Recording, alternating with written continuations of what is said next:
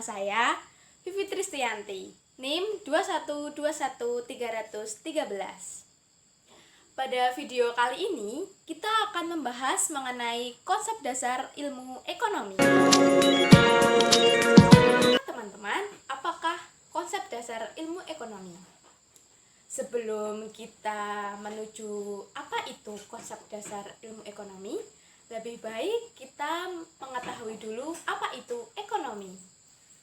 Ekonomi berasal dari bahasa Yunani yang berarti oikonomia atau diartikan sebagai manajemen rumah tangga.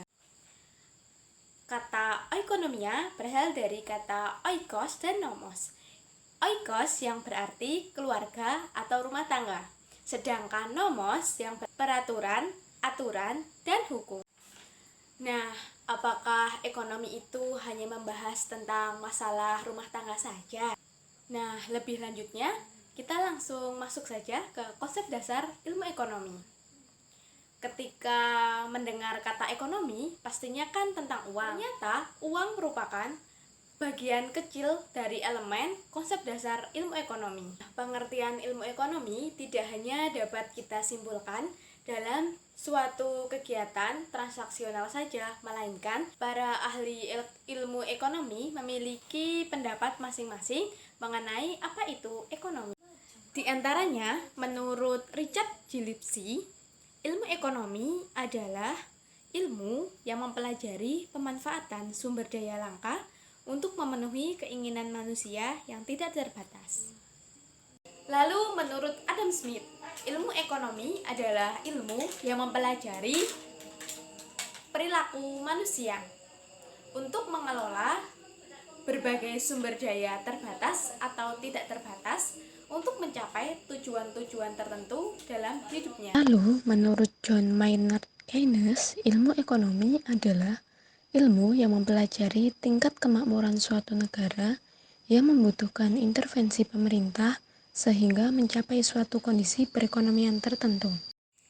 Lalu yang selanjutnya menurut Muhammad Hatta, ilmu ekonomi adalah ilmu yang mempelajari proses-proses tercapainya kesejahteraan dan keadilan sosial dalam suatu masyarakat. Ternyata sangat banyak ya pendapat para ahli mengenai ilmu ekonomi. Tentunya ilmu ekonomi dapat kita simpulkan bahwa terdiri dari elemen masyarakat, sumber daya terbatas, dan tujuan ekonomi. Ternyata ada 3 pembagian ilmu ekonomi. Yang pertama ada ekonomi deskriptif, yang kedua teori ekonomi, dan yang ketiga ekonomi terapan. Apa ya yang dimaksud dari ketiga jenis pembagian ilmu ekonomi tersebut? Yang pertama ada ekonomi deskriptif, merupakan ilmu ekonomi yang mendeskripsikan data-data yang menjelaskan berbagai fenomena dan kenyataan yang terjadi.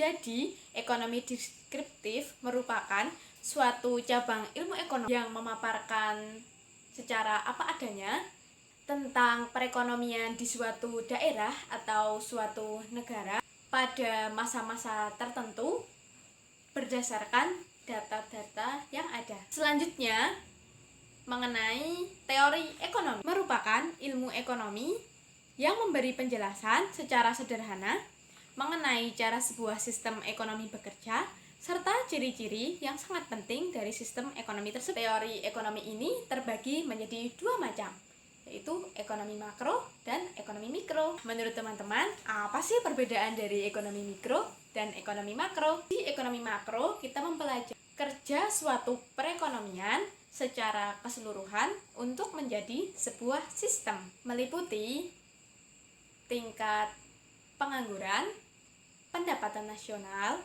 tingkat pertumbuhan ekonomi, inflasi dan deflasi, dan tingkat harga. Sementara di dalam ekonomi mikro, kita mempelajari perilaku pelaku ekonomi, baik individu maupun perusahaan, dalam membuat keputusan mengalokasikan sumber daya yang terbatas. Yang terakhir ada ekonomi terapan, merupakan ilmu ekonomi yang menggunakan hasil kajian teori ekonomi untuk menjelaskan fakta-fakta yang dikumpulkan ekonomi deskriptif. Dalam ekonomi terapan, kita menggunakan ilmu teori ekonomi seperti pengukuran, analisis, statistik, dan ekonometrika. Dalam ekonomi, sesuai cakupannya terbagi lagi menjadi beberapa cabang. Ada ekonomi moneter, ekonomi publik, ekonomi industri, ekonomi internasional, ekonomi regional, ekonomi sumber daya alam, ekonomi sumber daya manusia, dan ekonomi syariah. Nah, siapa yang tahu ilmu ekonomi yang membahas tentang uang, perbankan, dan lembaga keuangan lainnya? Jawabannya ialah ilmu ekonomi moneter yang membahas tentang uang, perbankan, dan lembaga keuangan bank. Inilah ilmunya. Tentunya ketika membahas tentang kebijakan perekonomian pemerintah, ilmu ekonomi publik jawabannya. Selanjutnya, ilmu ekonomi industri, yaitu interaksi berbagai perusahaan dalam industri. Ketika membahas tentang perekonomian antar bangsa dan antar negara, tentu saja jawabannya ialah ilmu ekonomi internasional. Tapi kalau membahas suatu wilayah dan proses perkembangan wilayah, tentu saja jawabannya ilmu ekonomi regional. Lalu ada ilmu ekonomi yang membahas tentang sumber daya. Sumber daya sendiri terbagi menjadi dua. Yang pertama sumber daya alam dan yang kedua sumber daya manusia. Ilmu ekonomi SDA membahas tentang alokasi SDA optimal secara ekonomi. Tentunya contohnya ada eksternalitas positif dan negatif. Ilmu ekonomi SDM membahas tentang faktor produksi tenaga kerja. Contohnya seperti pengangguran, upah minimum, dan tingkat pendidikan calon tenaga kerja. Selanjutnya, ilmu ekonomi syariah yang membahas tentang ekonomi berbasis Islam. Kira-kira teman-teman ada yang berpikir untuk membuka usaha atau membuka lapangan pekerjaan atau tidak?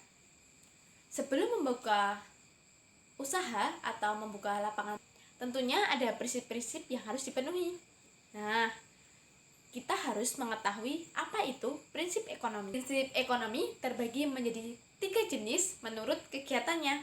Ada produksi, distribusi, dan konsumsi. Prinsip ekonomi dalam produksi ialah dasar berpikir untuk menghasilkan barang atau jasa sebanyak-banyaknya dengan biaya produksi dan pengorbanan tertentu. Penerapan prinsip ekonomi dalam produksi ialah sebagai berikut. Selanjutnya, prinsip ekonomi dalam distribusi ialah upaya menyalurkan barang dan jasa dari produsen ke konsumen dalam jumlah, mutu, dan waktu yang tepat dengan biaya tertentu. Penerapan prinsip ekonomi dalam distribusi adalah sebagai berikut. Yang terakhir, prinsip ekonomi dalam konsumsi ialah dasar berpikir untuk memperoleh kepuasan sebesar-besarnya dari satu barang atau jasa dengan anggaran dan pengorbanan tertentu. Penerapan prinsip ekonomi dalam konsumsi ialah sebagai berikut. Konsep dasar ilmu ekonomi sangat penting untuk kamu ingat. Selain untuk dasar mendalami ilmu ekonomi, konsep dasar ini juga berguna untuk keputusan ekonomimu sehari-hari. Tanyakan kembali jika ada yang belum paham ya. Semangat belajar!